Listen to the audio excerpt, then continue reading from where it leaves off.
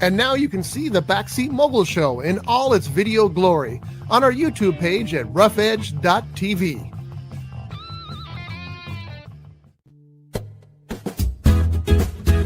It's tiki time at Harbor Cove Cafe. Dive into the tropical paradise at the end of Spinnaker Drive in Ventura with vibrant drinks, delicious bites, award-winning fish and chips, and more. Now featuring extended hours and happy hour. Fridays from 2 p.m. to 8 p.m., Saturday and Sunday from 2 p.m. to 4 p.m. Harbor Cove Cafe, the hidden treasure at the end of Spinnaker Drive. Visit harborcovecafe.net for more information. Showbiz is a cruel and shallow money trench, a long plastic hallway where thieves and pimps run free and good men die like dogs for no good reason. There's also a bad side.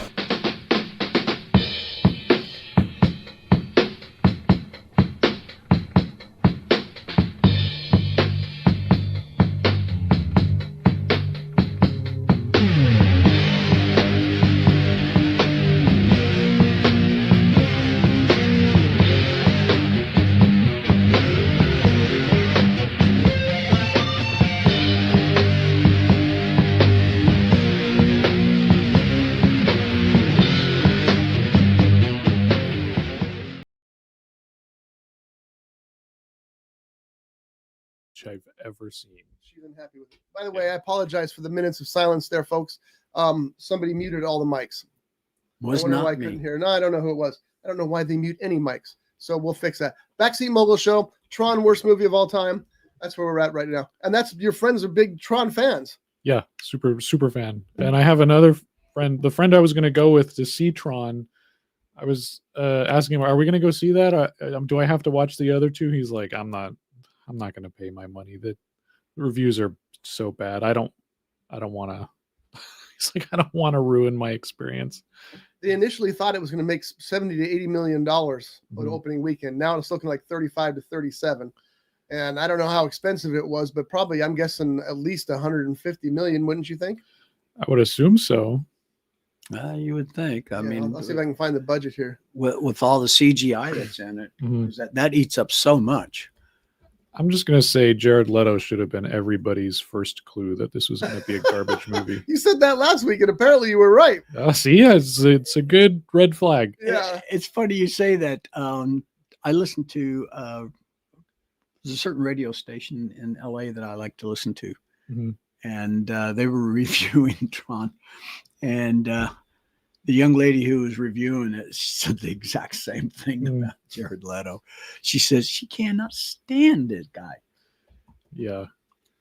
It's funny because it's $180 million is what it cost. Wow. The Tron Legacy was $170 million. So they did reel it back pretty considerably considering, I mean, how long was Tron Legacy? It was 10, 11 years ago, right? How much was the original Tron? I'm going to guess 7 million, which was probably a lot back then. 17 million. That one, I really, really liked that one. And see, the first one was a hit. It cost 17 million to make. It grossed 50 million worldwide. So that was, it's barely a hit, but it's a hit. The second one was a monster hit with, it got $400 million and it cost 170 million to make. So that's why this one got made, but apparently it's not going to be another one. Look at the reviews on Rotten Tomatoes. 57% gave it a good review of the critics, while 86%, which is kind of surprising, of the viewing public gave it good reviews. So that's a better number for that. But I do want to see it. I want to see it in theaters. I think that, like the previous two, the special effects will be the star, and Jeff Bridges, even though Jeff Bridges apparently makes only a cameo appearance in the new one, from what I understand. Does he do a longer cameo than he does with the phone commercial he does with Zoe? Not Zoe. At this point, we don't know. I haven't seen it. Okay. I love Jeff Bridges. He just... Oh, yeah. We saw him perform live, because he sings and plays guitar. And we saw him at the Ventura Music Hall when it was the Ventura Music Hall. Now it's something different, I think. Anyway, whatever it is. It was a good show because it was just Jeff Bridges up there with his band. And, we're 4 or 5 people away from him. And it was like he was there with a group of his friends. As he was talking to you and singing the songs, he'd stop in between the songs and tell you a story. And at one point he wanted to play, he goes, I'm going to play something special. It's a little quieter. It's a little more gentle, but I want to, and so he starts to play it and the audience is too loud. They're all having a good time, and they're talking and stuff. He stops and he goes, hey, you guys. I thought that's his people, Hey, you guys, come on. I'm trying to play here. It was pretty cool. So, I haven't seen Tron Ares yet. I watched the previous 2 Tron movies, and we talked about the original Tron last week, and it's really wooden as far as the screenplay and the acting are concerned.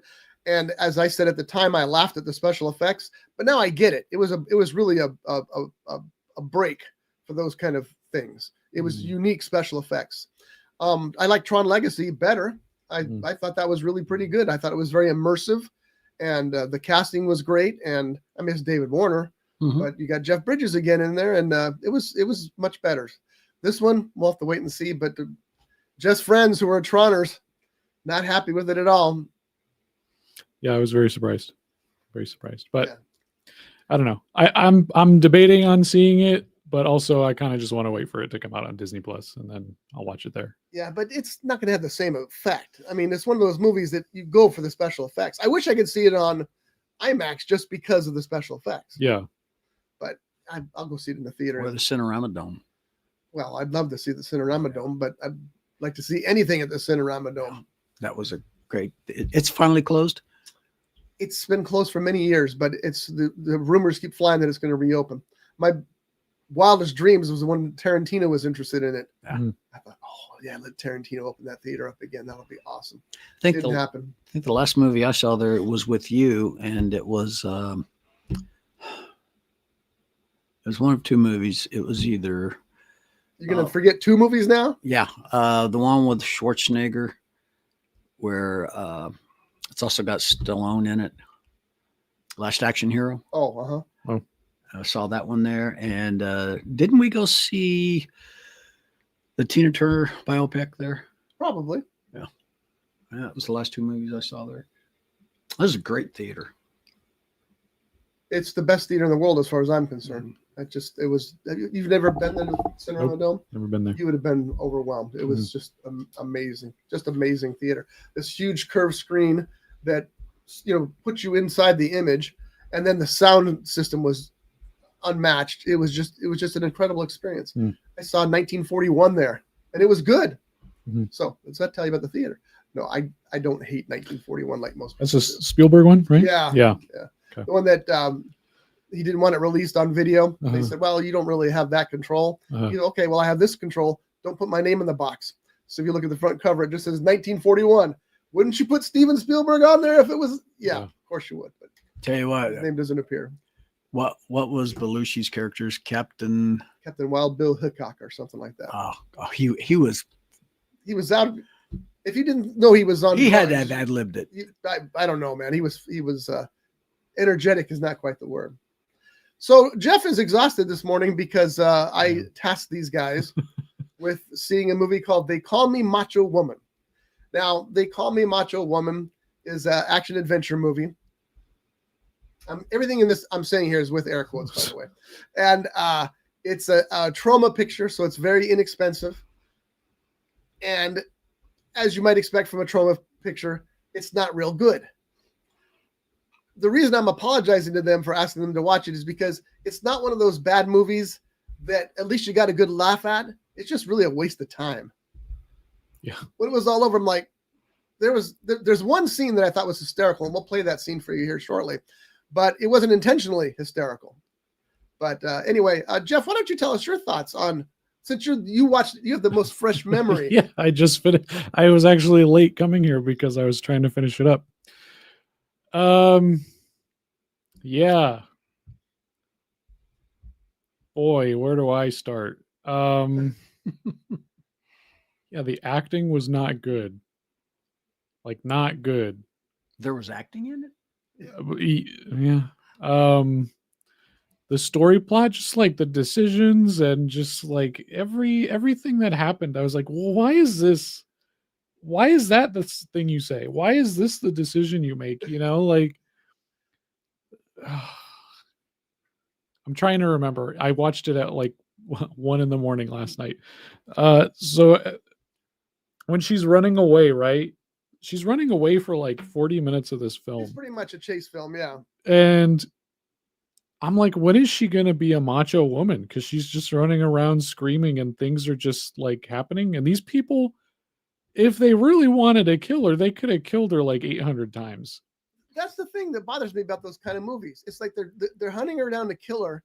Everybody else they come across who's in their way, they just kill instantly. Yeah. They stop with her every single time. Well, like, okay, so when she gets in the car with those 3 guys, and then the 3 guys, like, there's just ropes that come out of nowhere, and like they just start getting taken.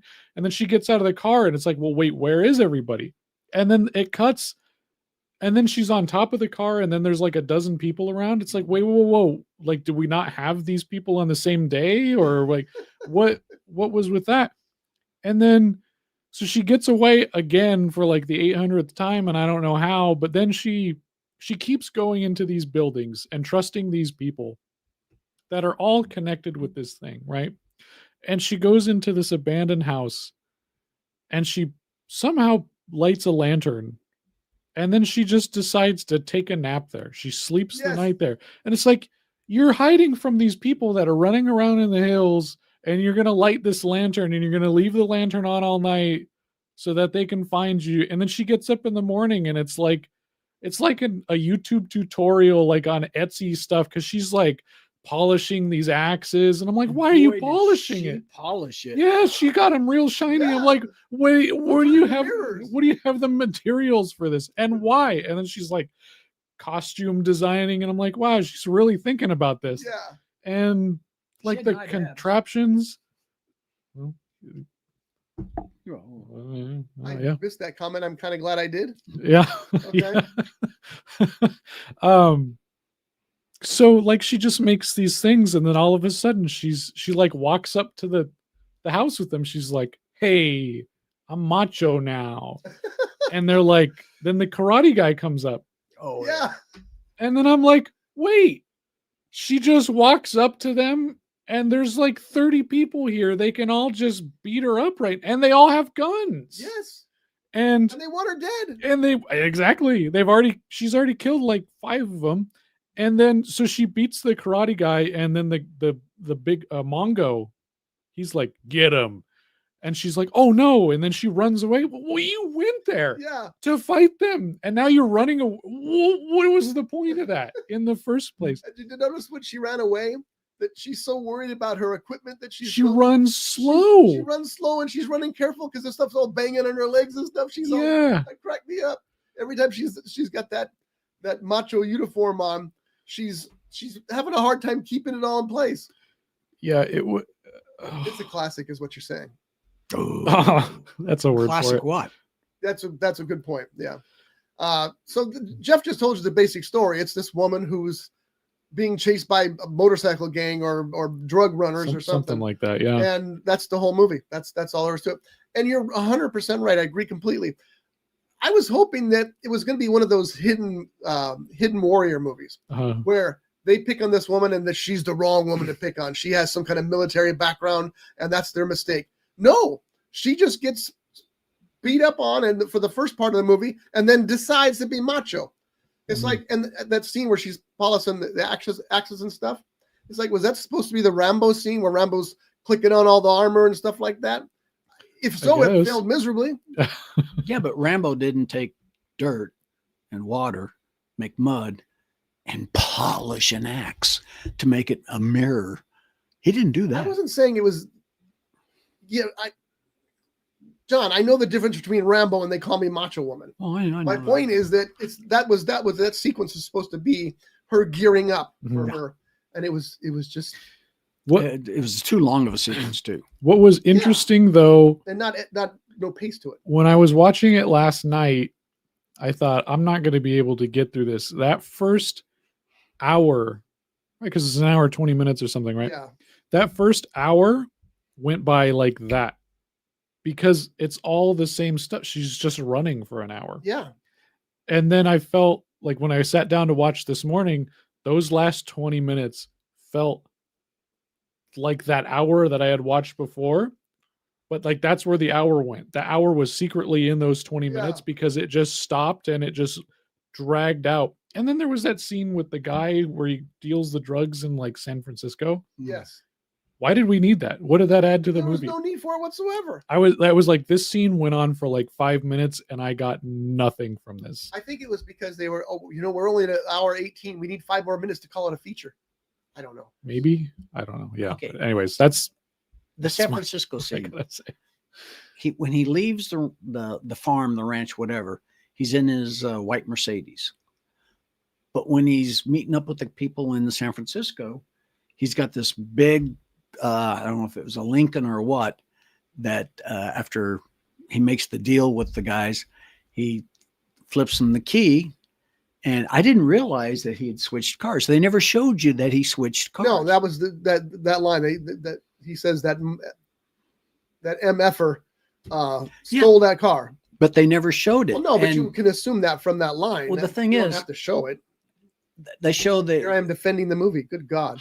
They show the car that he stole, and then 2 cars behind him, he's got his Mercedes parked. Oh, I didn't notice that. How did he get that? Because you remember, as like he parked there and then went to a parking garage, stole that one, and then parked in the same spot. Because when they showed them transporting the drugs from the stolen car to their little red car, you see his white Mercedes drive by.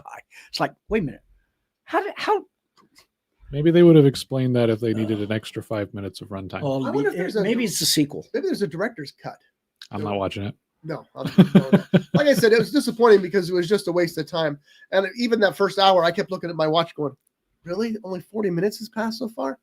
Just like, oh my God, it just drug on and on. And for a movie that's an hour and 22 minutes long, that's painful. Yeah. That's really painful. Did you have anything else to say about it? Oh, yeah. I got notes. Oh, you got notes too. First, what you've done to us, Jeff. You made us take notes. And I didn't take notes on this one. I figured I'm gonna remember something to say. So yeah. First off, the title, Macho Woman. It looked very cartoonish. The title? I don't remember the title. Yeah. Because it does. It was in red and yellow, and the way they did it, it's kind of like the Superman thing, but it looked very cartoonish. The opening was very childish, where it shows them in the lab, and that one guy's all sweating, and he keeps doing this. And that went on forever. Yeah. Yes. I thought they were going to turn it into the network news scene where that guy's sweating so much that it's just, like you'd see in Naked Gun or something, the water just pouring off him because it kept getting worse and worse. And then when the big guy came in, Mongo, I wonder where they got that name. Okay, let me explain that for a second, because Blazing Saddles had a villain named Mongo in it, and he was cool. I would like to say that anybody who uses the name Mongo for a character in a movie or a book is a genius, because I used it in the book I wrote, one of them, Death in the Mogul. So anyway, I just had to get that out. But as a matter of fact, his name was the only one I recognized in the credits. You did? What was his name? Mongo or the cocaine guy? No, the big dude. Oh, okay. He was a professional athlete, also amateur athlete turned professional in shot put and discus throw. Way back in the Olympics. One up on me. I didn't recognize any of the names, so that was the only name that I recognized. But let's see. The opening was childish. When he comes in, the one guy that's all sweating, he looks at him, and there's no dialogue yet. Yeah. He sees him, and he panics. Blah blah blah. Okay, there could have been some kind of dialogue before. It was clear what was going on, but it wasn't as clear as it could have been. It's like, tell us what the story is here. All right, what else you got? Okay, so we'll fast forward on to where Susan is talking to the real estate guy, and then they have that flat. Well, while he's getting the tire and all that, and jacking it up, and she's throwing rocks. Why is Susan throwing rocks like a little kid would do? You remember that scene? I do. Okay. And that's called filler. Oh, it's bad filler. Cecil, that was the guy in the car, says, why did Cecil jump out of the car? You remember when they were with when the bad guys were pushing him in the car and all that, and then he does one of these and they're gone. He jumped out of the car like he's going to fight him. He's such a wimpy looking guy. It's like, why did he jump out of the car? There's no reason for him to jump out of the car. And the dialogue between him and Susan was like, oh God, this is so cartoonish. I think you're insulting cartoons at this point. I know, and I'm so sorry. No, actually, I think this movie insulted cartoons. Except for the language and the violence, this was definitely a kid's movie. I don't know. Wouldn't go there. Well, that's what I mean. Except for the violence. No, I mean the language. Even then, I mean, I know what you're trying to say. It was. Well, remember that one because I'm getting down to this. There's a lot of good kids movies. I'm going to say. Remember the scene where she's captured again for what, the umpteenth dozen time? Which time are we talking about? The umpteenth dozen time. Okay. Where she is in the barn and her arms are, she's hung up. And the one guy comes in there and she's got the tape on her mouth and he's kissing her through the tape. And she, See, he didn't realize that he didn't like her. He was in love with masking tape. Oh, that could have been. So anyway, she finally convinces him to undo her hands. Yes. And she ends up impaling his head on that nail that's sticking out, which was actually behind her head the way she was standing. It was not the nail from where where the ropes were tied on. That nail that he gets impaled with, where she pulls him forward, that would have been in the back of her head. Because I had to read. That's a good point, because her hands were held up here. So if her hands were up here, then that would be above her. And that guy was definitely shorter than she was. Oh, yeah. Let's see. We may be thinking about this movie too much. Could be. Remember when she, the black guy, corners her, and she stabs him in the ear? Well, with the twig. They tried to make that funny through the whole thing. Yeah. He just kept saying, "What did you say? Yeah. You have another ear, dude." Well, exactly. She grabs his knife, and it looked like she may have stabbed him in the leg, and she ran off. But when the other guys show up and they see the black guy, and he's in a lot of pain, and he pulls the knife out. Okay, where's the blood in his leg? There was no blood coming out of his leg. You saw blood on his hand, but you didn't see any blood in his leg.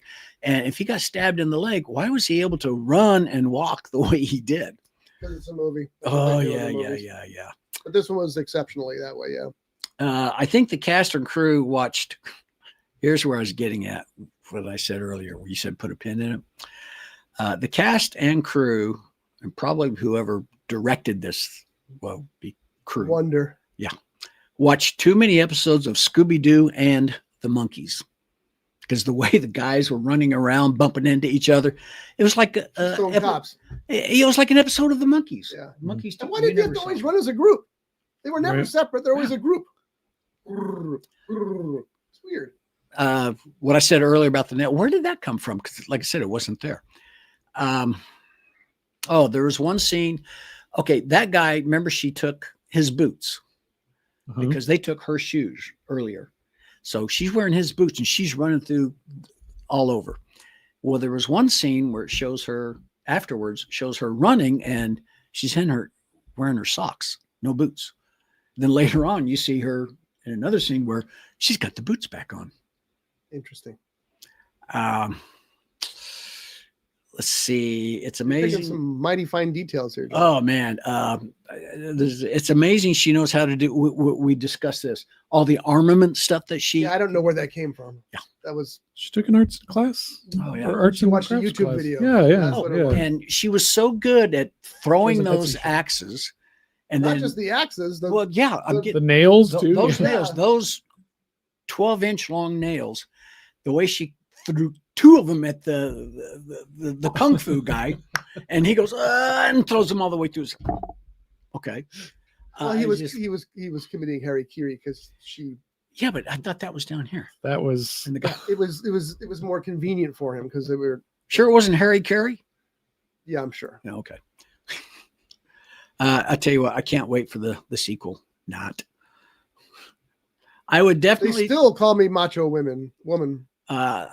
If my name was associated with that, I would, like Spielberg, I definitely said, you take my name off this.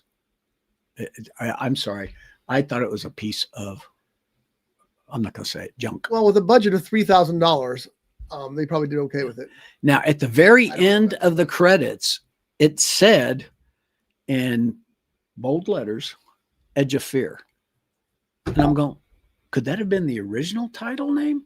So I Googled Edge of Fear, and that was a movie, which was a schlocky movie from what I started to read. Trauma movie, probably. But it had Robert Patrick in it and a bunch of other people. Oh. And I didn't read what all it said about it, but I'm going, but nowhere did I see. And then when I Googled Macho Woman, it didn't say anything about original title, the working title. Yeah. So interesting. Yeah. And I don't know why she's calling me. It's Saturday. I'm not going to answer that. Well, as I told you guys, I apologize in advance. I mean, not in advance. But anyway, here were my notes. First note, it was a complete waste of time. Because like I said, at least if it had some bad moments that were funny or whatever, it had one moment that I thought was hysterical, which we'll play here in a minute. But other than that, this is just draining my time away. The script was lousy. The dialogue was laughable. The story was stupid. Story, again, we're doing the air quotes here because there wasn't much of a story. The acting, it couldn't have been worse. I mean, you're stuck with bad words anyway, and then you got to say them. What are you going to do here? The earring budget must have been a fortune because these guys got earrings dangling from the ears, pinned to their cheek, pinned to their nose, pinned to their forehead. It's like, what the hell's that about? Why didn't the Macho Woman just start? If you're a warrior, you don't wear stuff that people can rip off your face. The score. I wanted to murder somebody with that score. Clang, clang. It was like clang. a hammer and an anvil. The whole dong, and I think it just repeated over and over. The electronica organ thing, it was so loud at points I couldn't even hear what people were saying, and it just kept going like at full volume the entire movie. Yes, that was one thing I forgot. Absolutely, that sucked. And it didn't ever, not once, match the action. It's like they put the needle down and let it play until the movie was, and then the movie's not over yet. Start it again. It was horrendous. The stuntman. Did you just notice the stuntman in that one scene? She's up in the second floor of the barn, and she attacks that other woman who's up there with her, and they go crashing through the barn door and land in the hay. Stuntman's got a mustache. Like, hey, wait, there's no way. Right back, girl. Yep, that's a mustache. Now, if they really macho. Yeah, they had really macho woman. If they had fallen into a mound of hay, that'd be one thing. But they both landed on bales of hay. That would have broke ribs. From that distance, that would have broken ribs. Yeah, and the mustache kind of gave things away a little bit.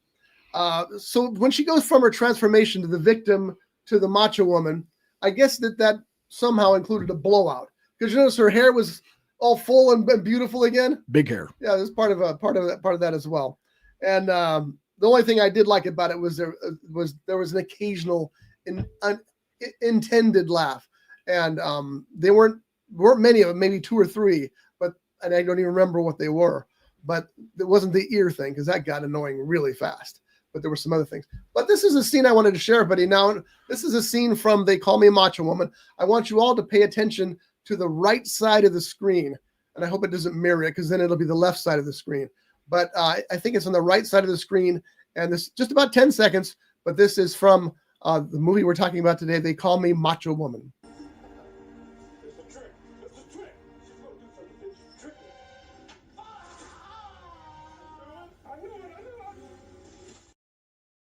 I did not notice that before. Just that now. guy was really there. At first, I'm watching that and I'm going, wait, what's that? And then, I mean, you saw how long he's there, and it's like out of a Naked Gun movie. It's something they wouldn't put in on purpose. Wow. I did not notice it when I watched the movie. Oh yeah, I would saw that. I was like, wow, look at that. That was wild. So okay, 2 things I want to add, but I'll wait till you're finished. I'm done. That's all. 2 things. The scene where in the Mustang, where those 3 guys get taken out. Before they got taken out, what happened to the guy that crashed through the windshield and then started taking those guys out? Was he part of that gang? That's a good point. Yeah, because I they thought were he was going to parked. rescue the Yeah, girl. because they were parked, and then he just kind of flung himself through. But then he like crawled out immediately, and then he grabbed the guy. And then, like I said, the ropes come out of nowhere, and they just start taking the people. And then there's no one there.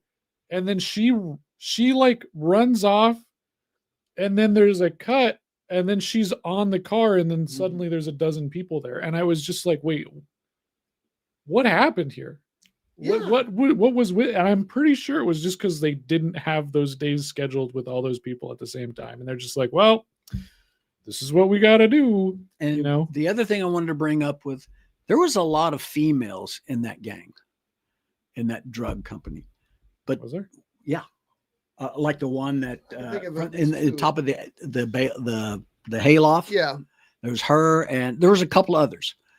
What happened to them? Go. They like disappeared. Yeah, they were there in the beginning of the movie, but then they weren't. Did they get They all killed? I disappeared. don't remember. they had another. And they never set showed. like you said. They never Yeah. showed them getting killed by Macho Woman, or as I like to say, Macho Woman. She wants to be a macho woman. I had to do that. No, I didn't. I'm sorry. I wish I slept in. So, as Siskel and Ebert used to say, thumbs up, thumbs down. Oh, thumbs way down. I have no thumbs for this. Way down. I agree. Yeah, it's a bad movie that's just bad. I can actually. It's just not worth watching. There's nothing to recommend it whatsoever. I like Stanley better. Stanley And had moments. Yeah. Not very few. No, not very. No, I mean, Jeff's very trying to few. think of one. Personally, I feel like if this is a very hyper specific situation, but if you're at a party with a bunch of friends and you need to put on something in the background that you can occasionally look at and laugh and go, hey, look at what's going on here, haha, and then go back to your conversation because you haven't talked to these people in a long time, this movie would be that movie to do. I can see that. I can see that. You know where that movie would go over? I don't know about Stanley though. I don't know. No, Stanley's too gruesome I think and dark. Yeah, well, in the beginning of Stanley, yeah, the end of Stanley was terrible. yeah. But what I'm getting at is I like Stanley better. But of all the movies that we've done recently, Star People was the best. Yeah, I don't disagree with that. Yeah. But as far as Macho Woman, that could play at the bar at the Double Down. It probably does. It probably does. Double Even though Down. they all got busted for that, they have to play clips now. Oh. So The Double Down is at a punk rock bar. punk rock bar Oh. casino in Las Vegas. It's not a casino. Well, it's got Well, machines, but yeah. it's not a casino. Oh, that's true. It's just a Everywhere. tiny little bar. Everywhere's got machines in Vegas, even the gas stations. That's Yeah, right. That's true too. So, I even the gas station or the bathrooms, I think. Not sure. My buddy who opened the tiki bar in Reno didn't want machines in there because he didn't think that tiki and gambling went together. But then a guy came in and pitched him on how much he would make, and it's pretty much, you mean it'll pay half my rent every month? Bring in the machines. Yeah, you just do it. You do know? they at least get tiki themed machines? No. Oh. I don't think so. Okay. Even though they are out there. Yeah. So I've seen them. I've played them. But, so anyway, that's our review for They Call Me a Macho Woman. The bottom line is stay away. Yeah, stay It's- away, it's- stay very it's far just not away. worth your time or effort for anything, not for laughs or anything. Jeff had a good point. If you're at a party and you put that in the background, it's the kind of thing you can glance over it occasionally, but otherwise just don't. Yeah. And that's too bad. All right. I also watched Face Off this week because we talked about Face Off. Now, you've seen Face Off or no? The Nicolas Cage one? Yeah. I have not. Okay. I didn't like it when I first saw it. Mm-hmm. I'm not going to get into too many details here, but what it basically boils down to is that Nicolas Cage is a bad guy. John Travolta is a good guy. And they have this machine that removes their faces and can transplant their faces so they can go undercover as one another. Mm-hmm. So what happens, of course, is they send in John Travolta undercover with Nicolas Cage's face. And then Nicolas Cage, who's supposed to be dead, wakes up and puts Travolta's face on his. Mhm. And now I've forgotten that it was a John Woo movie, so that lifts it up a little bit there. Recently, I've heard several reviews where people said that, and John said it all along, that he really liked the way that both actors absorbed the other actors' tics and mannerisms and things like that to become who they are when they're wearing that face. Like when John Travolta is wearing Nicolas Cage's face. That's not right. When John Travolta is playing the Nicolas Cage character, he picks up some of Nicolas Cage's mannerisms and what have you. I still don't think it was perfect. I don't think that they both did the job they could have done. Travolta did the best job of picking up Nicolas Cage's mannerisms and whatever, becoming Nicolas Cage. Nicolas Cage, not so much picking up John Travolta's. The difference I realize, though, is that Nicolas Cage plays a psycho character in this. He's just so over the. He played himself. It's over the top Nicolas Cage. And Nicolas Cage is over the top to start with. This is over the top Nicolas Cage. So it was easier for Travolta to mimic that than for Nicolas Cage to mimic Travolta's more set in stone kind of FBI agent kind of guy. Because there's not a lot to pull from that plain character compared to the wild character that Nicolas Cage played. So I give him credit for that too. The movie itself is ridiculous in so many ways. For example, they're supposed to have exchanged faces. John, if I'm wrong about this, tell me. But all they do is exchange faces, right? They take Travolta's face, put it on Nicolas Cage's body. Pretty much. But they must have also and the way they dressed. They must have also taken his fingers, because Travolta has these very hairy fingers with black hair on them, and Nicolas Cage has these slender fingers with very little hair on them. But apparently they came too, because when they would do a close-up of that, I'm going, wait a minute, that's Travolta's hand. That should be Nicolas Cage's hand. I don't remember that part because I saw the movie so long ago. But I always contended. I thought both actors captured each other's tics and mannerisms in that movie. Yeah, I thought so. I liked it better this time around, even though I thought it was more ludicrous than I remembered, and mainly because of the hands thing. Hide them or do something, or use other guys' hands for close-ups. You know, they didn't do that. Hand model. And I liked it better because I forgot it was a John Woo film, and he typically goes over the top too. So, and it's always fun to see Nicolas Cage go over the top, but this was too far. It was the scene where this isn't ruining anything. He's getting away on the jet. Nicolas Cage. He has the female FBI agent in his arms. He shoots her in the head, pushes her out in the tarmac. The plane runs over her, and he looks at Travolta and goes, "Really? That's your response? You just shrug?" It was not good. I'm gonna have to see the movie again because I don't remember that. Yeah. Oh, you don't need to see it again. But okay. Yeah. Anyway, that's the only other thing I watched. Jeff, what did you see? You watched Peacemaker. And you watched the whole series, the whole season, right? Yeah. So you're done. Yeah. Okay. So let's talk about it. Yeah. It was good. Poor Jeff, he's about this close to just falling asleep. He's been up. So I don't have HBO anymore on my TV. So I was like trying to figure out what am I going to watch? Like I didn't know if I had time to go to the theater or whatever. And Thursday morning, I realized, password sharing doesn't apply to phone apps. So I had HBO on my phone. I just started watching Peacemaker on my phone, season 2. It's really good. It's very funny. It's very emotional and heartfelt. And as I've said before with James Gunn's projects, he does really good at making you care about characters you don't know anything about. These comic book characters that nobody knows about, or like there's a little bit of stuff, and you genuinely care about these people, and they're really well done characters, and they just feel human to you. You know, he gives them depth, is what he does. Depth, yeah, that's the word. I thought it. My only complaint would be the last episode kind of had a little too many ducks in the pond. We'll use that analogy. Okay. There's a lot of stuff going on, and it doesn't feel as wrapped up as it could have been.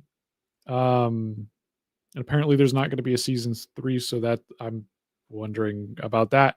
Because it ended with there's going to be more. And then James Gunn said, I think his exact words, he had no plans for season 3. Yeah. So maybe, but I mean, he directed half the episodes, right? Or more. Yeah. And he wrote all of them, or Yeah. co-wrote all of them. No, he wrote all of them. Yeah. And when is he going to have time? He's got the new Superman movie. He's overseeing the whole DC world. Maybe it will be the last season. So what you're saying is they pulled a Gilligan's Island?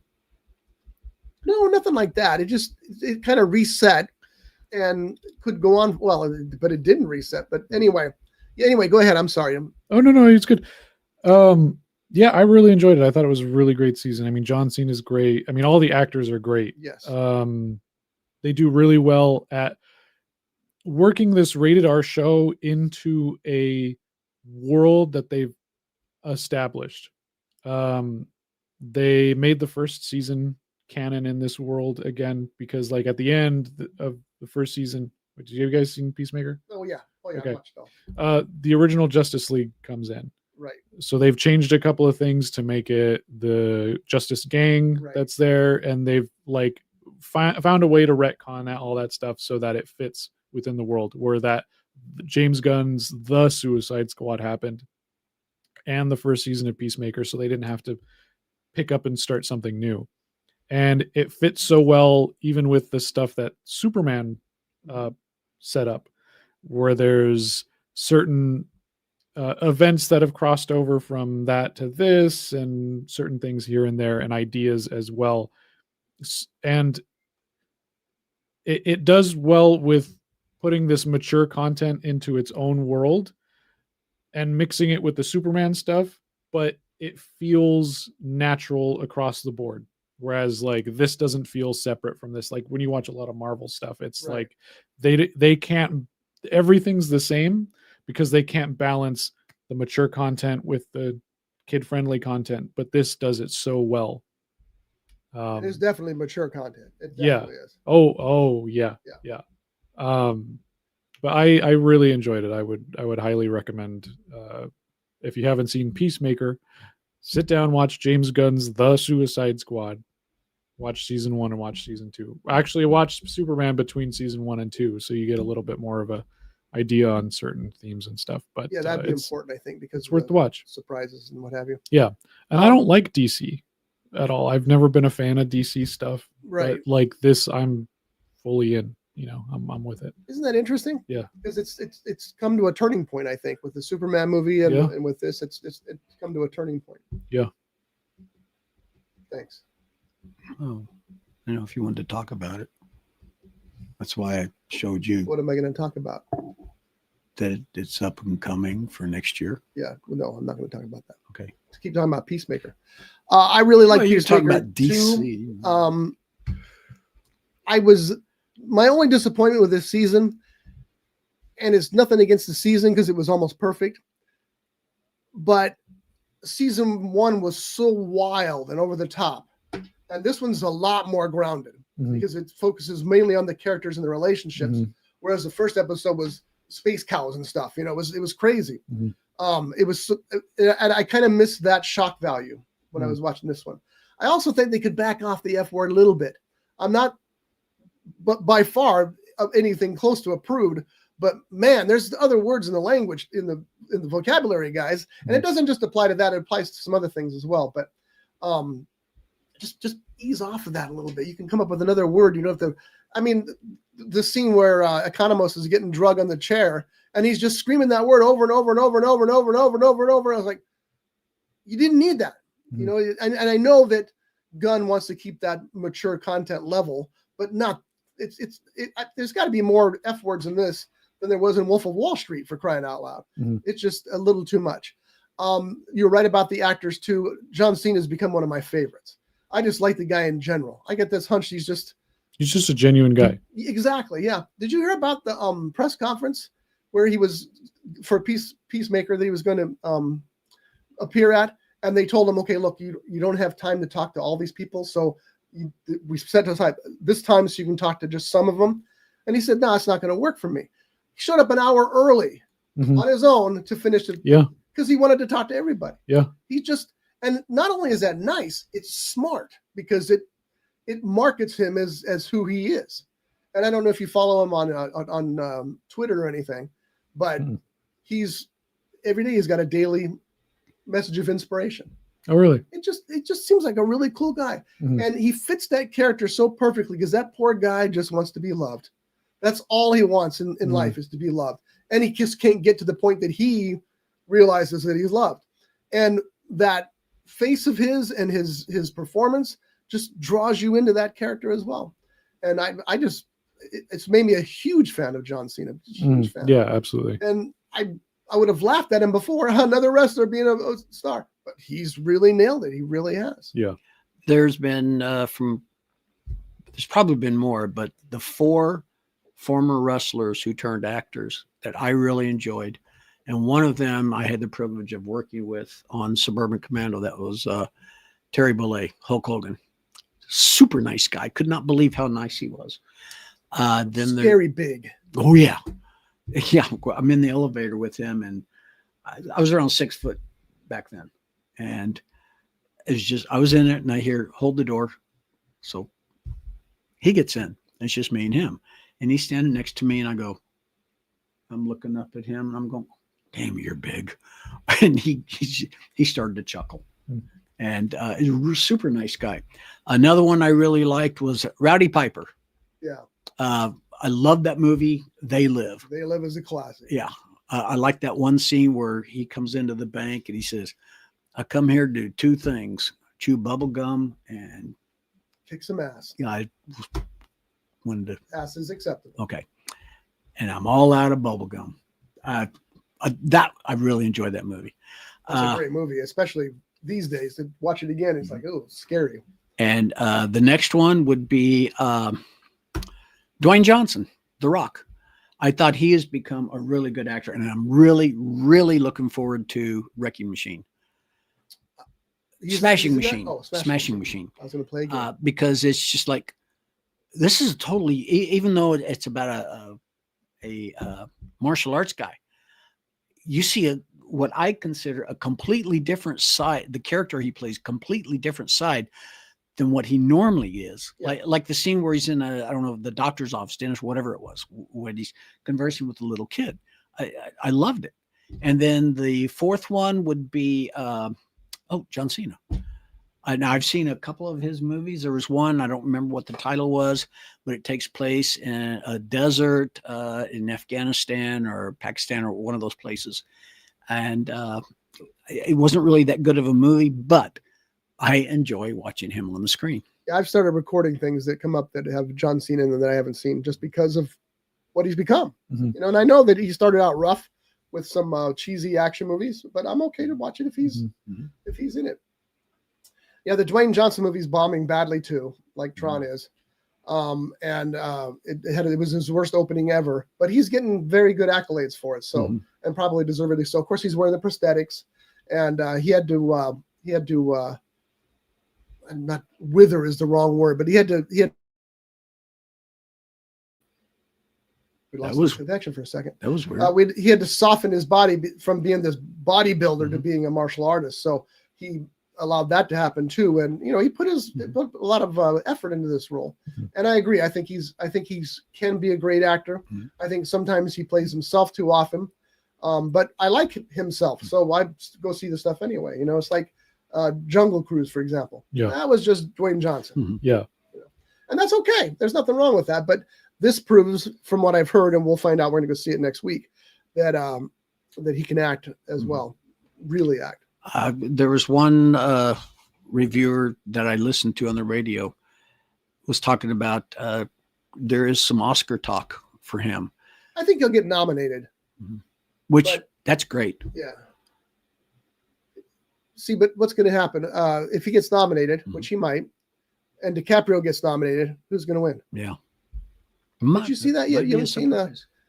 Another Battle? I wanted to see it this week, but like I just was so busy I couldn't. Yeah. The only show times I could have seen it at was like 10, but yeah, by the time I was that point, I'm like I can't hard. stay awake. So Yeah. it's like a 2.5 hour long movie Yes, or something. yes, it So is. I will say this about that just briefly. Francis Ford Coppola released a statement on how he went to see that movie, and he wasn't sure what he thought about it because it was too complicated for him, and he didn't understand how things were taking place. And I thought, this from the man who directed Megalopolis. Yeah. Just you didn't understand that movie, but you made this one. Okay, whatever. I know you were busy last week, but let's do this. And now it's time for the First Run Progress Report with filmmaker Jeff Genet.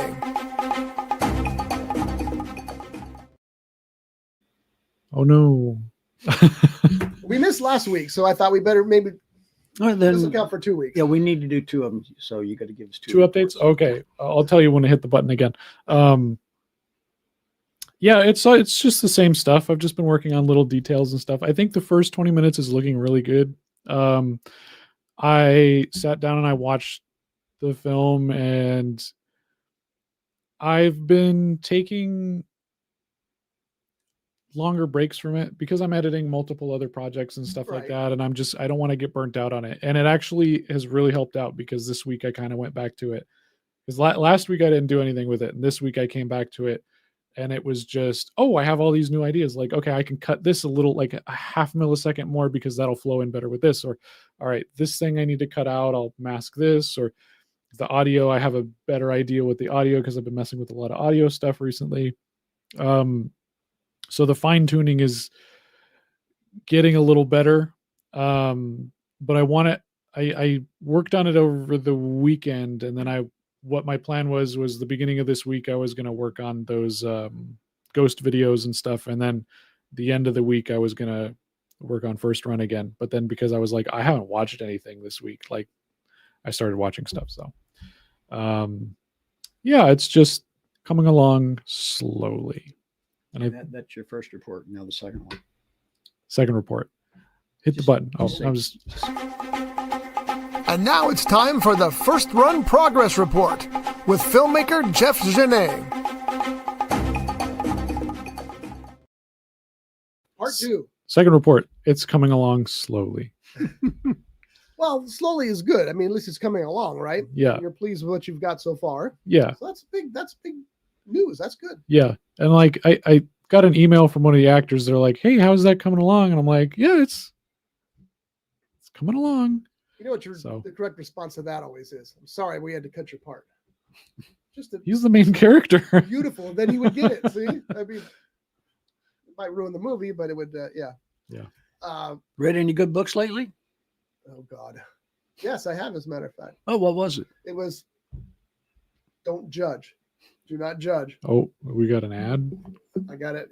I read most of my books on my Kindle here. So. Oh, you do? Oh, okay. I thought. Okay. And the book I read last week was Death on the Pickleball Court. Now, when pickleball first started getting hot, my wife told me, you should write a pickleball book. And I thought, you're right, because I can get on this early. But the thing about pickleball is it's a gentler sport. So I would have to write a cozy mystery. Are you guys familiar with cozy mysteries at all? They're like warm, fuzzy murder mysteries. Oh. It doesn't make any sense, but that's what they are. And they're very popular, especially among women. Is it kind of like Murder, She Wrote? It's kind of cozy. Yeah, exactly. It's kind of like that. That's a cozy mystery. Andrea, my daughter-in-law, she's a huge fan of cozy mysteries. Anyway, I tried. I can't do cozy. I'm a hard-boiled kind of writer, so I couldn't do it. And I tried, and I got 100 pages into one and realized it was turning into James Bond. But James Bond and pickleball, I ain't buying it, so I quit. Well, now there's this whole slew of cozy pickleball stories out there that people are probably selling like hotcakes. And I missed the boat. But this one popped up. It was free to read on Kindle, so I read it. And I can't wait for my wife to read it because she loves pickleball, and this book is all about pickleball. I mean, this woman's friend is murdered in a pickleball court that she owns, and all she can think about is, who's going to be my new partner? So, Wow. it's just crazy. I know I shouldn't think this, but who's going to be my new partner? Like, okay, so it's silly, but it's fun. And yes, that was my answer to that question, John, which is a response to your lead-in, I believe. Well, I got an idea for you, which I'll tell you if you want to do a pickleball book. There is a pickleball story in the upcoming Bryce Heller novel.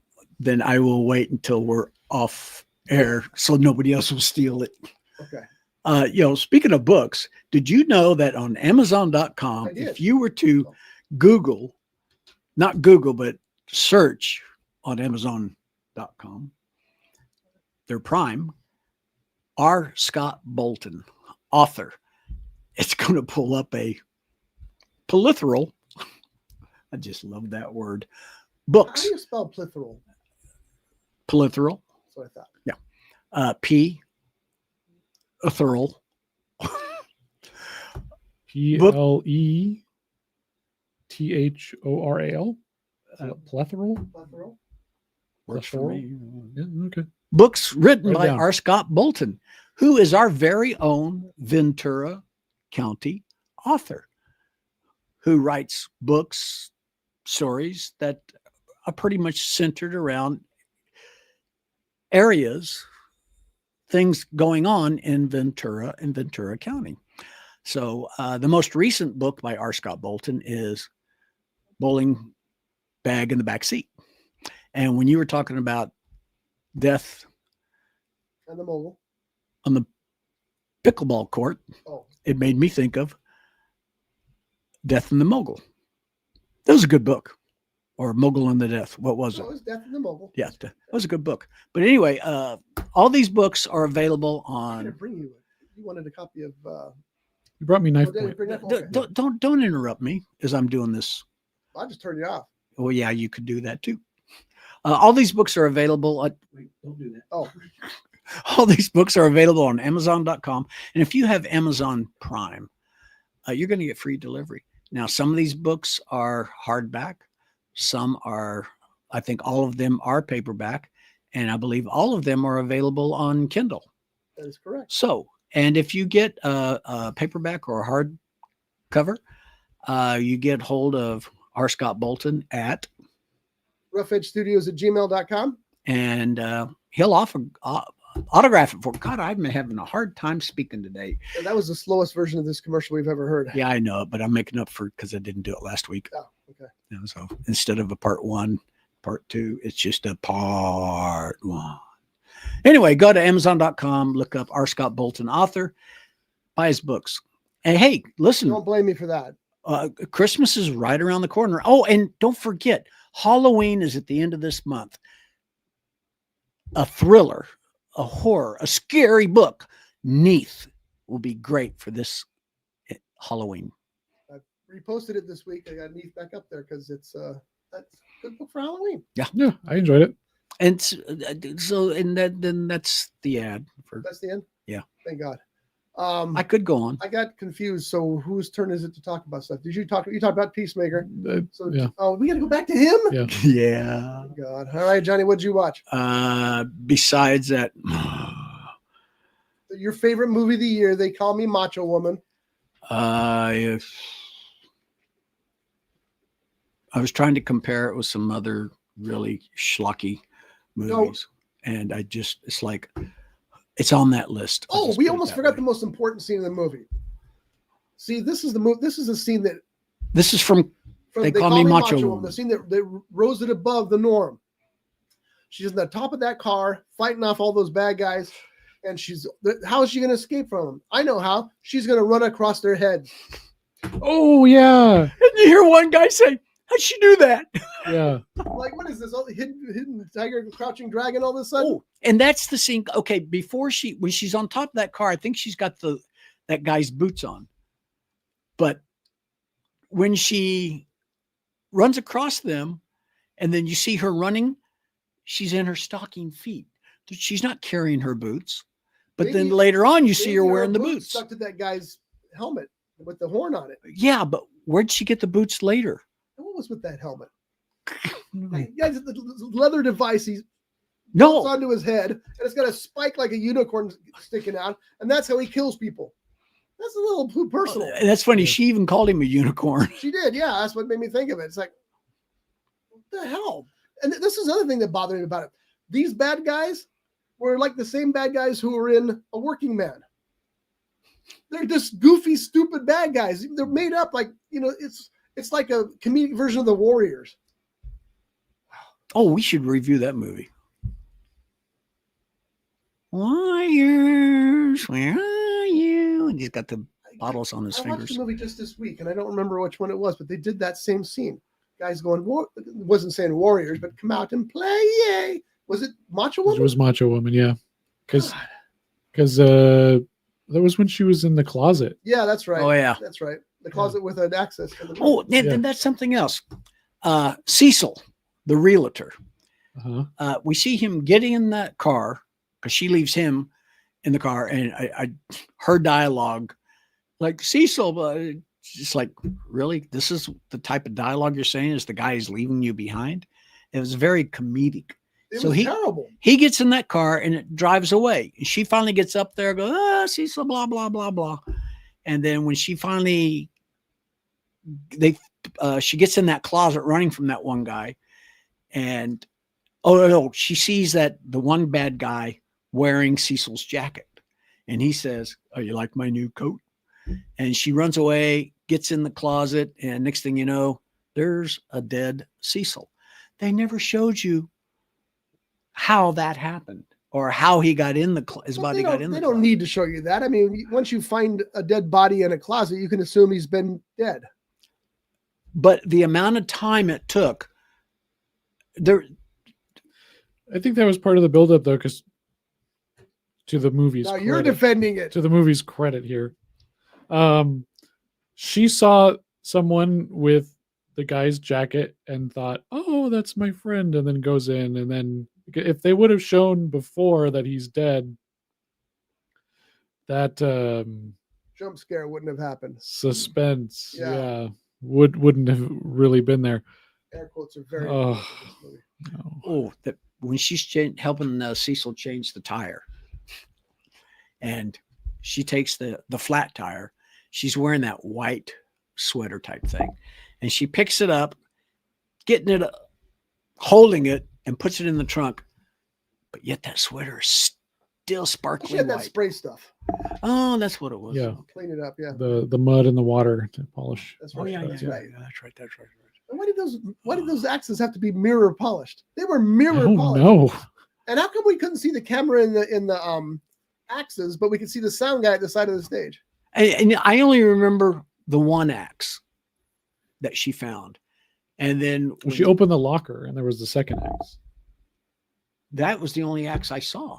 Really? The one axe. No, there was one on the wall and then the one in the locker. Okay. I guess that's when I was No, I'm playing defending this movie. Solitaire or something on my phone. Yeah. That's the hard part. I did see the camera guy a couple of times in the Oh, did you? shadows. Yeah, when he would like pan across to people, I would see the camera's box shadow on the people's faces and stuff. I didn't notice the sound guy though. That's This guy? wild.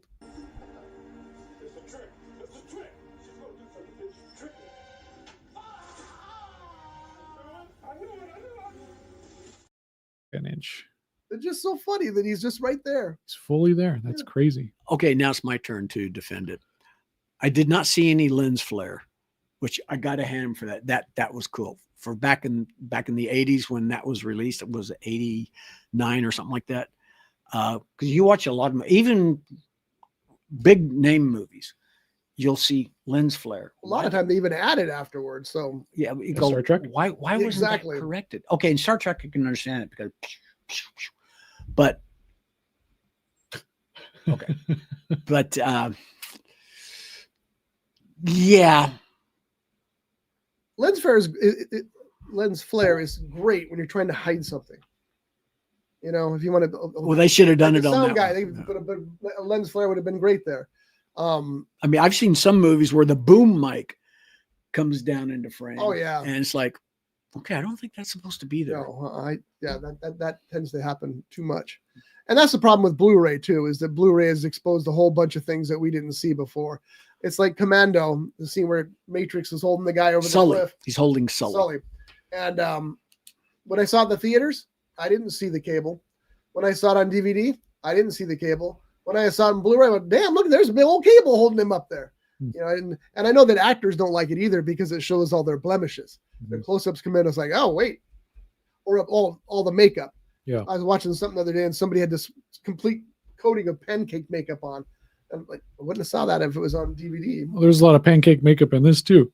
I noticed when she hits that guy in the face, it's peeling off a little bit. Like when he's running around, it's like coming back a little bit.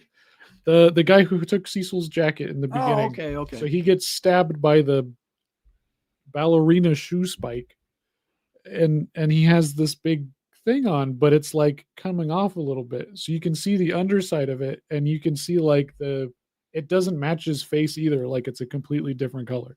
That's Okay. hysterical. When things like that happen, like with the sound guy and the makeup, what is that called? It's not continuity. Or is it continuity? No, it's not continuity. It's just I don't know, an error, right? What would you call it? You're the director. What would you call it?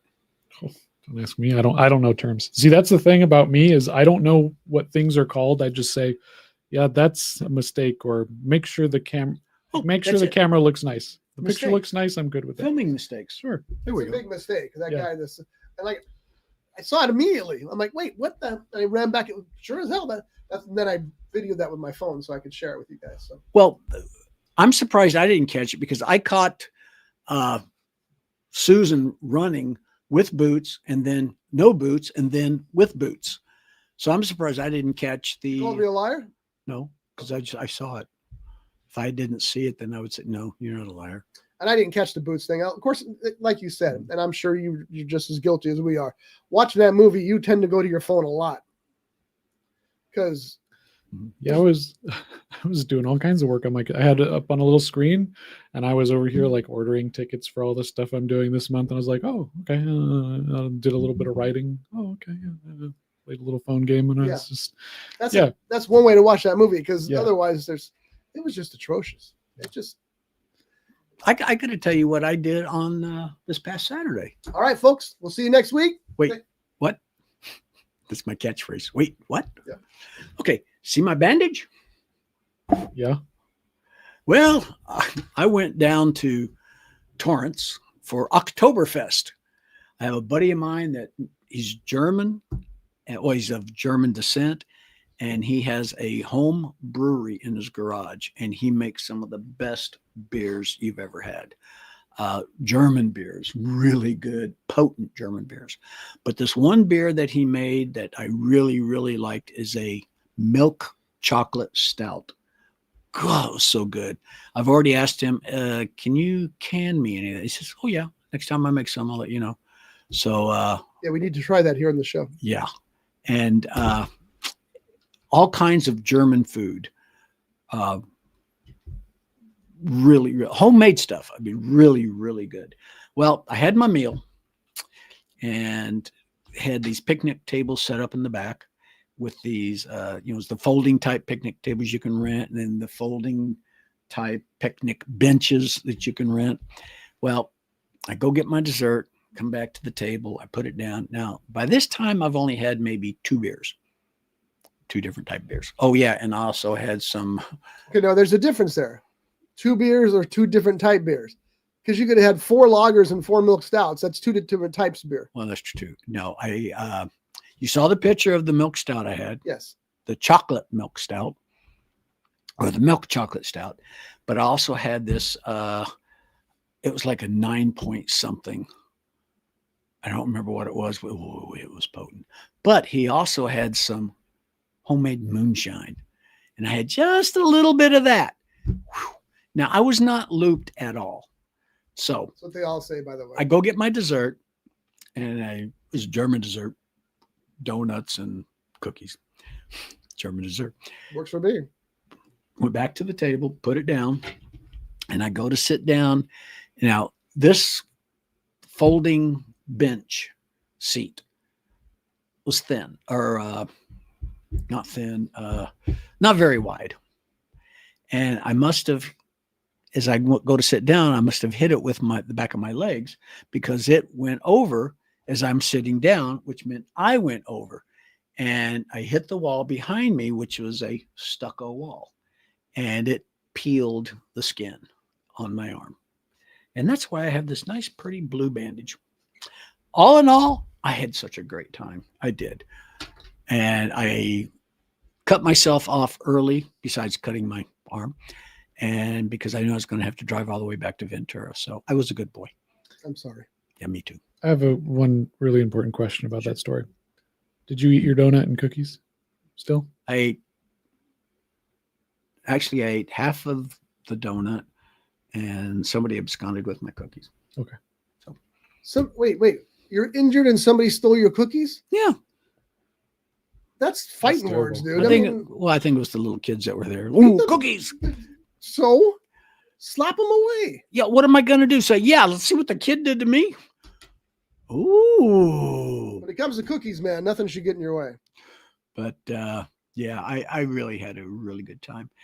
We used to go down to Torrance for Alpine Village Oktoberfest every year. And then they closed Alpine Village and demolished it and all that. So now my buddy does it. He's been doing it for several years out of his place. And we should, that'd be cool. Well, I have to talk to him about filming it all. Here's a hint for those of you out there who are having trouble sleeping. Play the end of this podcast like that. You're going to be asleep. I was just letting you know where they did Saturday. You and I did Saturday? I'm not going to tell you because it's not showbiz. Oh, and I did this. I went down to Torrance after our show. So I did do our show last Saturday. I remember you were telling us about that. Yeah. That sounded like fun. It was. The show was a lot of fun. Torrance was a lot of fun. It said, tell you Torrance your arm. Actually, it was. Well, the funny thing about that, I was wearing a long sleeve shirt, brand new shirt. It was white and yellow and light brown and all that. I just 100% cotton. I don't know. And after I got up and I'm sitting back down, getting ready to enjoy my donut, and I looked at my sleeve. And I'm going, oh, it's turning red. Oh, I pulled it back. I was, oh, I'm hurt. Help. And I got help.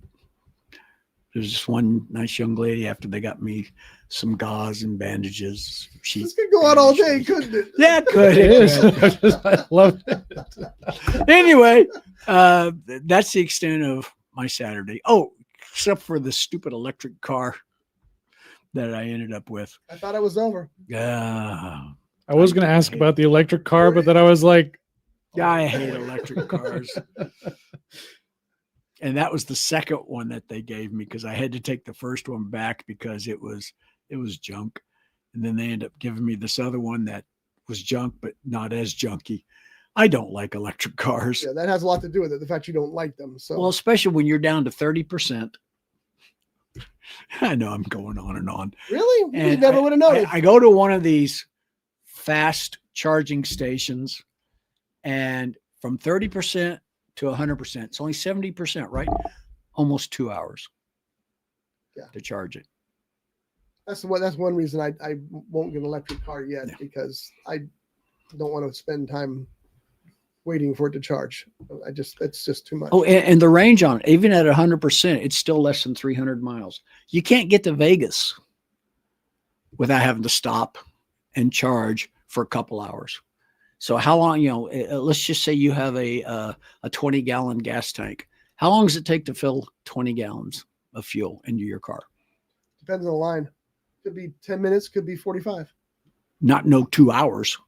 Could be 2 hours. Well, depending on how long the line is. You guys are going over here by Johnson, the truck stop? Yeah. The Silvis? Yeah. Okay. That's where I go. I try to go there, but I got to go before 5 a.m. or after 10 p.m. Yeah. Yeah, I drive by there every Thursday, and I always think I should stop in and get gas there, but there's already a line, and it's 5:30 in the morning. Yeah. It's like, no, I got to be at the station. So yeah, I have that app on my phone, Gas Buddy, and that lets me know where the best places to get fuel or the cheapest places to get fuel. The way I look at it, if you're standing in line for 2 hours, if you're waiting in line for half an hour and you're going to save 80 cents, it's not worth it. Mm-hmm. If you're going to stand there in line and, if you have a motorhome or something and you're going to save $25, I get it. But I'm just not going to spend that much time waiting in line. So what are you planning on seeing this week? Anything coming up? I want to see One Battle After Another. Is that the title for it? I don't know. That's part of the problem. The new Leonardo DiCaprio movie. Yes, that's the way to describe it. That one. Whatever that's called, I want to see that. There's that horror movie that's told from the perspective of the dog called Good Boy. Very interesting. I want to see that. And there was something else that came out that I wanted to see. I'm going to try to make time for it. What is this? What is this week? It's 10. It is Or One this Battle was After 11. Another, by the way. October 11th. I think I got a field trip on the 17th, but I think that's the only stuff I have to do. So I should be able to see 1 or 2 movies this week. I'm planning on watching some other stuff at home though, DVDs and junk. Yeah, I'll do the same thing. We're planning on going to see Smashing Machine on Monday, just because it's not going to be in theaters long at all. Mm-hmm. And then I'll go see Tron next because it's not going to be in theaters long at all. Mm-hmm. And I want to go see Roofman too. And Roofman. Oh, that's what I want to see. That one. Yeah, Roofman looks good. I'm interested in the dog movie. What's it called again? Good Boy. Good Boy. But I don't know how the reviews been on that. Is it good reviews I haven't looked it up. Let's find out. Because what an intriguing concept to have a horror movie from a dog's point of view. And as long as the dog lives, I'll be okay. Now on Roofman, they did come out and say like, hey, because of that, my name is Jeff, right? And in 21 Jump Street, they did this joke where he's like, oh, my name is Jeff, when he's pretending to be the cartel guy. And as a Jeff, I never had anything associated with my name that people could make fun of, like, so when I say, oh, my name is Jeff, and they go like, oh, my name's Jeff. And I'm like, yeah, sure. So his name is Jeff in the movie, Roofman. Uh-huh. And they did a thing. He's like, it was a video of Channing Tatum. He's like, to apologize to all the Jeffs out there for making their name like a joke.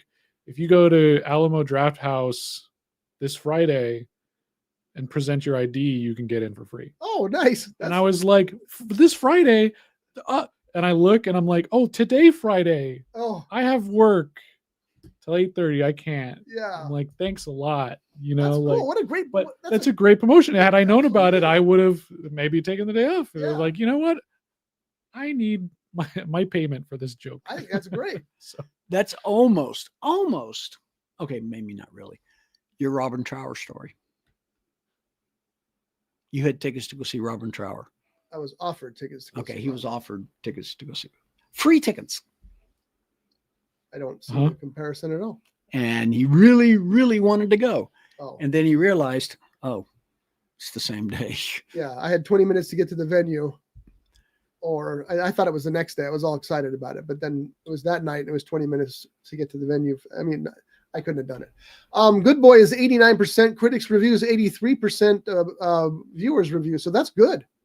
Those are pretty good ratings there. So I do want to see that. The dog's name is Indy. That just hit me what that's from. Indy? Indiana Jones. No, he's named after independent films. That's fine. But Indiana Jones. Yeah. They asked him, where'd the Indiana come from? Well, the dog's name was Indy. That's right. That's right. And remember Nevada Smith? I always wondered if it was a Steve McQueen movie, right? Nevada Smith. Yes. Always wondered, is that where Indiana Jones came from? Nevada Maybe. Smith, Indiana Jones? Maybe. Hannah Montana? Yeah, I don't know. You know what the sequel to Nevada Smith was? Nevada Smith 2? No, the Carpetbaggers. Okay. I saw pictures from the red carpet of Good Boy, and it was just a bunch of people. Like they just had a bunch of dogs there. Oh, that's cool. Like I don't know if they were movie dogs or just random dogs or whatever, but all the red carpet pictures were just of different dogs on the red carpet. I was like, that's fun. That's cute. Yeah, that's good marketing right there. Okay, because this is a show about entertainment. That movie's only 73 minutes long, by the way. Which one? Good Boy. Oh, Oh, is almost it? like Oh. movies used to be. It's really, well, 90 minutes was the norm, but Well, way back when. 73 is for like- horror movies, they still try to keep it within that hour and a half because it's kind of hard to keep that suspense going. Yeah. Like every time it goes over that hour and a half, you're like, oh, that's something going to be interesting. That's kind of what I thought about the last Conjuring movie. They It was coulda like cut 2 that hours. down. Yeah, exactly. But what I was going to say is Super Bowl commercials. I think my two favorite ones were How did we get here? my three favorite ones. Well, it's entertainment because the Super Bowl is entertainment. It's on TV. Okay, So, all right. Uh, I'll allow it. do you remember the Bud Bowl? Sure. You had the frogs and the lizards, I don't remember that. Oh, yes, I do. Of course. Yeah. and then there's They were puppets or something. you had the Puppy Bowl, Puppy Bowl. And Animal Planet. Yeah. and then I think my total Tidy favorite. Bowl. No, not Tidy. I think my total favorite is the Clydesdales. That those commercials that they always do Super Bowl. They were probably my three favorite, even though it's all tied into Budweiser. Still, the quality of those ads, those commercials, I thought were very good. I always wonder how much they spend in those commercials where they're 2.5 minutes on the game during the game, but they show you the little barcode and you go to it and it's a 20-minute film by Martin Scorsese or the Coen brothers. And it's like, how much did that cost them? Had to be a fortune, And I'm just always curious about that. But the Scorsese one had all kinds of guest stars in it. Like I think Leonardo DiCaprio was in it and other people because they're probably doing a favor for Scorsese. Getting paid, not that they need Super Bowl money. They got their own money, but there's that. But And then interesting. what the NFL and the network charges to air the commercial. That's millions. Oh, yeah. So you got to look at buying time and then the making of the commercial, and is it all worthwhile? I don't know. Apparently it is because it goes on every year. So, all right. Anybody got anything else? I could go on and No, on. you could, but I even wrote that on here. It goes on and on and on. yeah. John's story reminded me about something, but I'll Oh, you want, I'll let's go ahead and tell tell us. We got time. Yeah. It's our show. Are you sure? Yeah. It has nothing. Well, I guess there's a lot of topics that came up that had nothing to do with There, anything. But, exactly right. there was this on John's story when he fell down, and like when he said something about like having the donut and the cookies, and then he fell down. I was like, it's always a big thing for me. It's when something happens. What happened to your food? Did you get to eat your food? Is that like that's very important to me?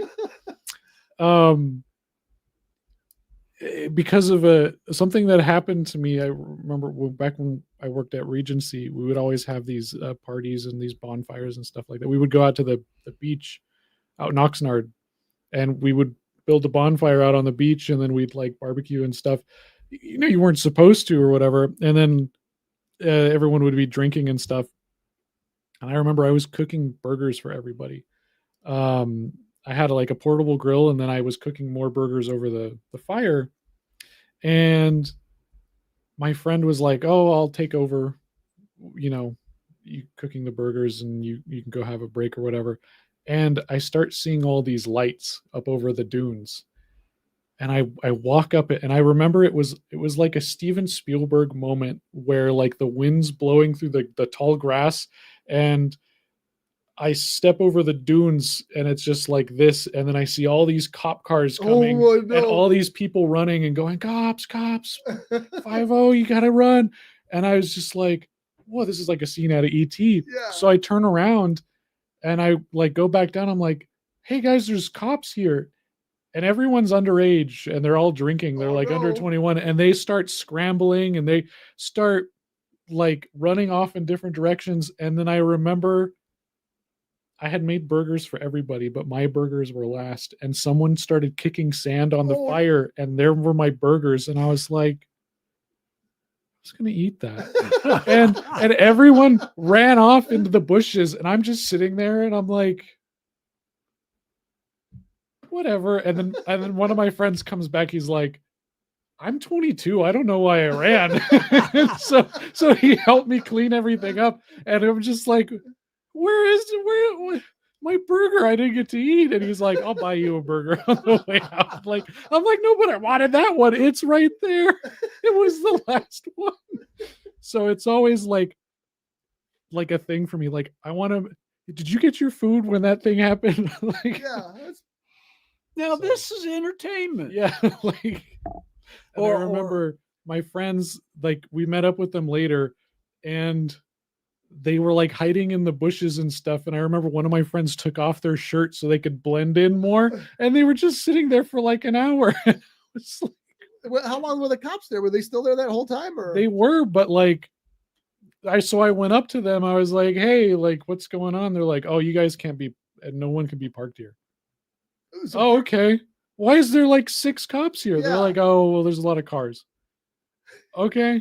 So you didn't have to. So then it was just none of those car. cops went up on the dunes. It was crazy. But yeah, I'll never forget that image of me coming up over the dunes and seeing those cop cars. And it was just like their lights came on like 1, 2, 3 in a row. And I was like, wow, this is cinematic. And then I turn around, I'm like, oh, my burger's gone. Yeah, that sucks. there's sand on it now. Yeah. Okay, there was a Robert De Niro movie when he was younger, much younger, where he plays a Hollywood mogul. What was the name of that movie? A movie mogul. And I cannot remember what the name of that movie was. I don't know. Let's see if we can find out. And the reason why I'm bringing this up is because of a line that he says towards the end of the movie. What's the line? Well, got to find out what the name of the movie is first. Oh. So as Scotty is looking that up, I could sing, so I said I could, but I won't. Actually, Not the mastermind, is it? No. no. It was a pretty good Is movie. he in the mastermind? I guess he must have been. I don't know. There's too many. When I type in Robert De Niro mogul, it comes up with all of his stuff because of the movies he's produced. So I don't know. Oh, anyway, the line is, that's entertainment. That's entertainment. That's all he said at the end of the movie. So with what we just did, that's entertainment. That's entertainment, especially you on the beach. There you have it. We just let him talk, folks. We just let him go. Like I said, I could go on and on. I do have a food safe story too, though. We were at my parents' house and they had a jacuzzi. We were all going to sit in the jacuzzi and drink margaritas. And I was the first one to get in, had my margarita in my left hand. And I stepped on the first step getting into the jacuzzi and slipped. And my leg shot out over the first step and onto the second step, shot out onto the third step, so that my left leg was still on the edge of the jacuzzi. My right leg was on the bottom of the jacuzzi. Mm-hmm. Major the splits, hurt badly. But damn it, I held onto that margarita, held it up above it. So I still kept my margarita. And that's my dad walked up and goes, "That's pretty impressive. You saved your margarita." Hell yeah. So yeah, food's important. You get wasted. It is important. Yeah. So anything else this week? No. Turning off John's mic. Okay, there you go. What are you looking up, John? Robert De Niro line, that's entertainment. Because it's going to bug me. Raging Bull? It was the Jerry Lewis movie. Oh, no. The Intern with Anne Hathaway. No. Goodfellas. No, he played a movie mogul. A movie mogul or a talk show host? No, a movie mogul. The Joker? No, that was a talk show host. That's where I was going to. Guess it would help. Which movie did De Niro play movie? Boy, I hate typing on a Mac. Mogul. This is entertainment right now. That's what the audience is thinking. Well, this is what we want. The Alto Knights? Analyze this. Goodfellas? Oh. Okay, I stand correct. He wasn't a movie mogul.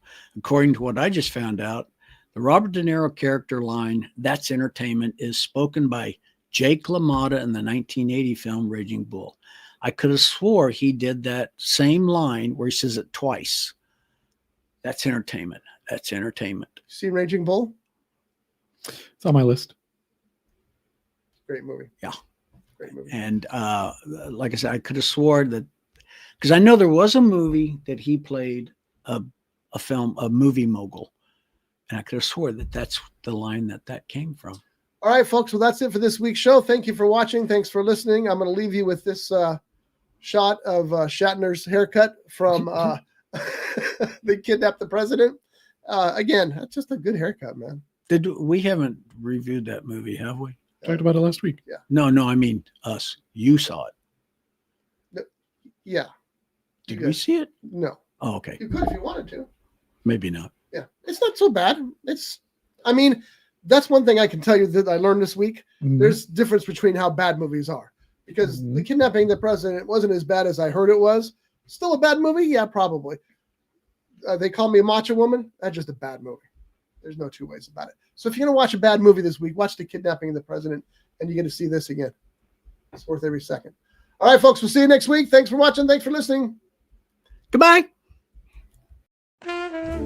Brought to you by The Grape, Ventura County's premier jazz venue and cocktail lounge, located at 2733 East Main Street in Ventura. For menu and music schedule, visit them online at thegrape.club. This has been a Rough Edge Studios production.